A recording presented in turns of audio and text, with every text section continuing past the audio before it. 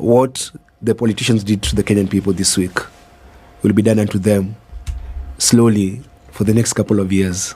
That bitterness is there. You don't kill kids. You don't do that.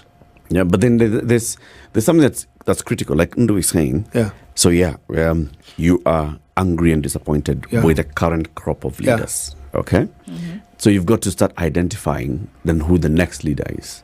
And we keep saying it here on this show very many times that Kenya has had a problem for a long time of voting out leaders and not really considering who you're voting in.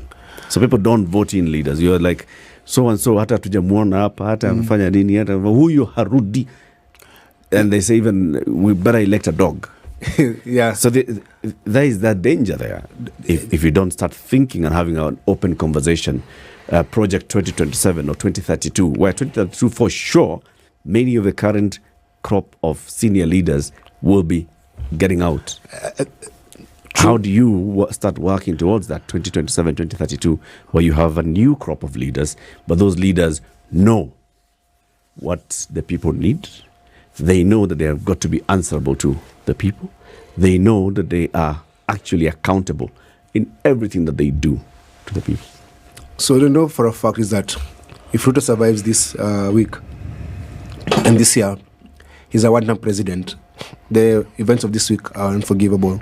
So he's not going to come back. You say that with certainty? Yes. The people have spoken. And so I don't think he's going to come back. You know, the truth is he ran on a platform of hustlers and give them jobs. They don't have jobs. He's overtaxing them. He's taken away healthcare, taken away their education. There's nothing that is actually working in this country. And so, unless a miracle happens, he's a one-term president.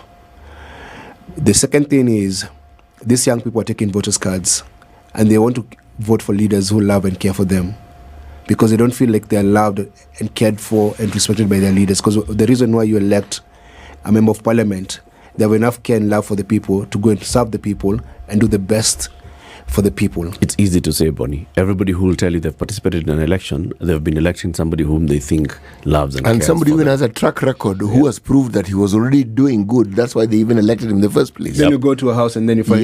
And then things change. And then it change. Yes. Yeah. But that doesn't mean you give up, brother. It doesn't mean you give up, my sister. So how do we help the young people identify? To identify. Yeah. So how do we all then start changing and thinking? Eric, how then do we identify the leader? Would you permit me to... Please. To say something not contrary. Let me go back to what you have said. It isn't who we select. It's how we hold them accountable. We have seen people who we know to be good going into this and changing. The accountability factor has never been there. Right. Everything that is being done, if there is no accountability, where the elected member knows I'm going to be held accountable. Bonnie, you said it. I will not speak in church. People will not attend your rallies. And the next thing they do, they'll tell you, they'll recall you. We are recalling you. Now, that is holding them to account.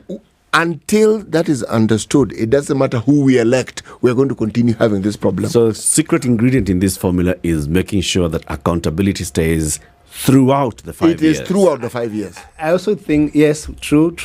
I also think that if we had strong institutions, we didn't have to do that because, for example, it would be much easier to recall a member of parliament. If you commit a crime, you are prosecuted and you go to jail. Now, the problem we have is that we have very weak institutions that bend towards the executive or people with money. But Bonnie, you more than anybody else should realize that everything we're talking about, institutions that have people in it. Yes. You more than anybody else knows that the power that is given through example and people understanding that there are consequences for what I say and what I do, it doesn't matter where you are. It helps bring about change. If the example from the top that is expected isn't there, then the example has to come from the sovereign, from the bottom, then it has to go up. So how do we change that? Yeah. There's the Kenya we want. But do you have the Kenyans for that Kenya we want? So we need to create the Kenyans for the Kenya we want.